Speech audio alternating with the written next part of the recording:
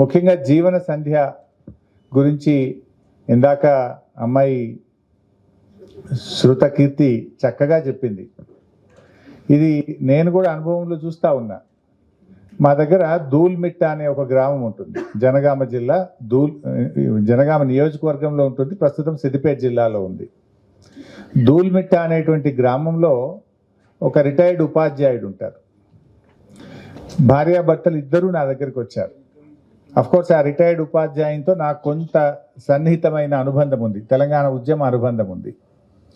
ఆ దూల్మిట్ట గ్రామం ప్రత్యేకత ఏంటంటే చాలామంది ఉద్యోగులే ఉంటారు, అందులో ఎక్కువ మంది టీచర్లు ఉంటారు, బాగా చదువుకున్న వాళ్ళు ఉంటారు. ఆ రోజుల్లో నిజాం కాలంలో అక్కడ హై స్కూల్ వచ్చింది, ఎందుకో బాగా చదువుకున్నారు, చాలామంది ఉద్యోగులు ఉంటారు.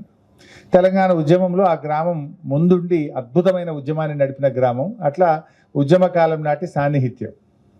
సో ఆ రిటైర్డ్ ఉపాధ్యాయుడు ఓ రోజు నేను సిద్దిపేటలో ఇంట్లో ఉంటే భార్యాభర్తలు ఇద్దరు వచ్చారు. ఏం సార్ ఇలా వచ్చారని కూర్చోబెట్టి మాట్లాడితే తన బాధ చెప్పుకున్నాడు. కొడుకు కోడలు బెంగళూరులో సాఫ్ట్వేర్ ఇంజనీర్లు, నిన్న ఇంటికి వచ్చి బాగా అల్లరి చేశారు, నన్ను కొట్టారు, ఆస్తి పంచమన్నారు, పోలీస్ స్టేషన్లో కేసు పెట్టారు ఉల్టా నా మీదనే, ఒక మాట ఆర్డీఓకు పోలీసులకు చెప్పు నాయనా అని నా దగ్గరికి వచ్చాడు. ఆస్తి తొందరగా పంచమన్నారు. నేను ఇప్పుడెందుకు పంచుతాను రా, అమ్మ ఉంది, నేనున్నా, మేము అయిపోయాక మీకే వస్తుంది కదా అంటే, అప్పటిదాకా మాకెందుకు, ఇప్పుడు పంచేసే, నువ్వు ఏదో కొంత ఉంచుకుంటే చాలదా నీకెందుకు అన్నారట.